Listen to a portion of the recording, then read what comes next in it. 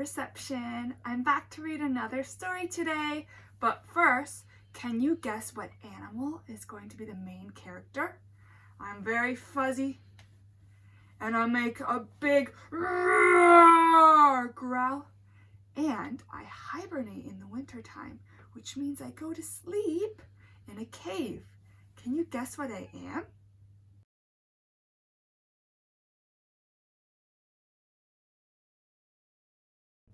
If you guessed a big brown bear, you're right. Today I'm going to read the story, Hugless Douglas. Now before I start reading, we're going to make a prediction of what's going to happen in our story, which means we're going to make a clever guess about what we think is going to happen. So I want you to use the title, Hugless Douglas, and use the front cover picture. And I want you to tell someone what you think is going to happen. Hugless Douglas, written by David Melling.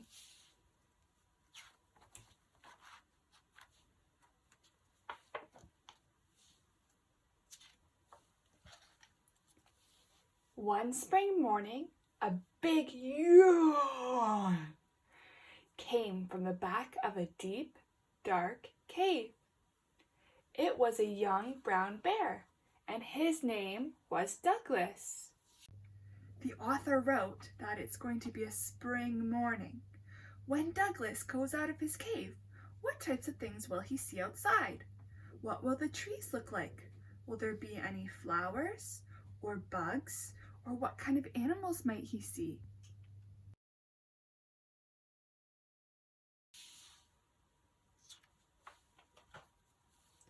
I need a hug, said Douglas. So he wriggled out of his pajamas, brushed his hair, put on a scarf, and went to look for one. We just read how Douglas gets ready in the morning. Can you put these things in order of how he got ready?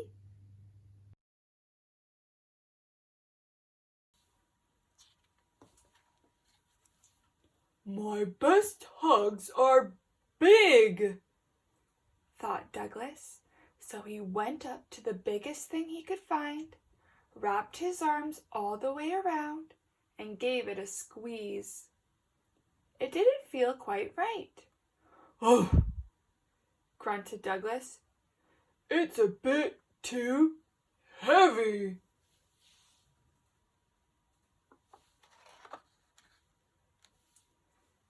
My best hugs are tall, thought Douglas. So he went up to the tallest thing he could find. He hugged the bottom, he hugged around the middle, and he hugged as high as he could reach. Ouch! But it was all wrong, and it had splinters.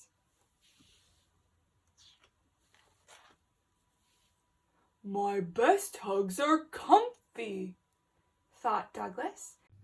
Douglas described the best hugs using 3 different words. Do you remember what words he used to describe the best hugs?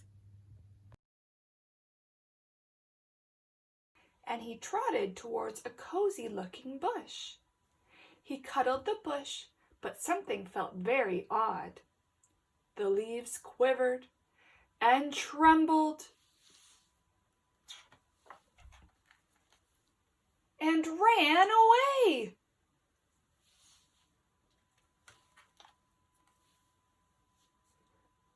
Give us a hug, cried Douglas. No, bawled the sheep. We're too busy. He scooped up armfuls anyway and tried to cuddle them gently, but they kicked and squirmed and didn't like it at all. Oh no, the sheep don't want any hugs. Why did the book say that they don't want a hug?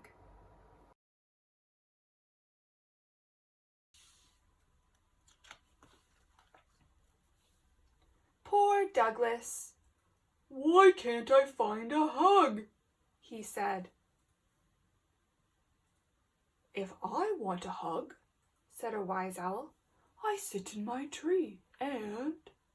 Let me try, whooped Douglas, and he scrambled up next to the owl. Oh no, Douglas is going to climb up the tree. What do you think is going to happen next? But he soon found himself in a clumsy muddle. Toot toot, said the owl crossly.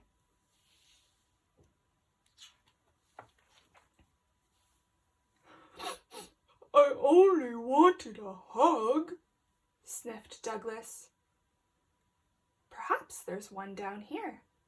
He felt something long-eared and rabbity and gave it a tug. Douglas could tell the rabbit didn't want a hug. He sniffed again and without thinking wiped his nose on the fluffy end.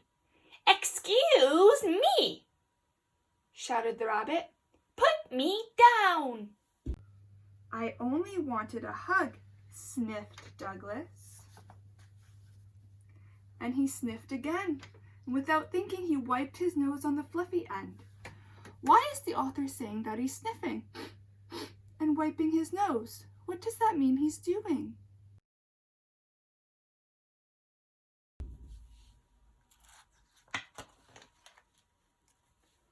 but I need a hug, said Douglas.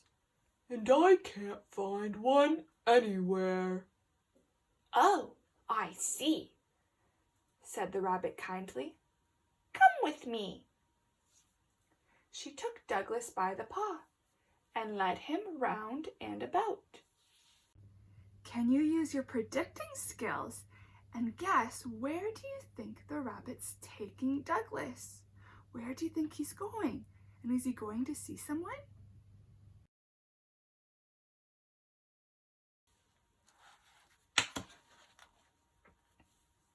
At last, they came to a deep, dark cave where a sleepy someone was just waking up. Who do you think lives in the cave? Can you think of any animals that live in there or hibernate during the winter in a cave?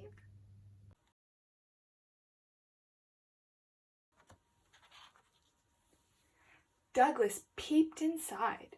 He had the funniest feeling that he knew the someone very well. Hug?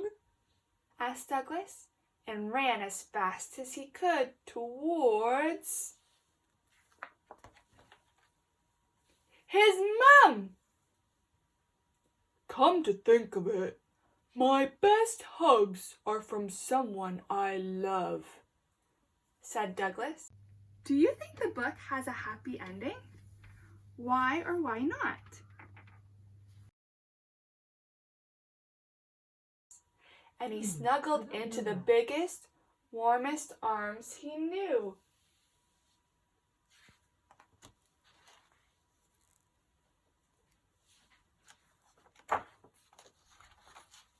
The end. Thanks for listening. And before I go, I have one more question I want you to think about. Do you have a favorite person that you like to hug? What makes their hug so special? Are they big or tall or comfy like Douglas describes them? Okay, I'll see you next time.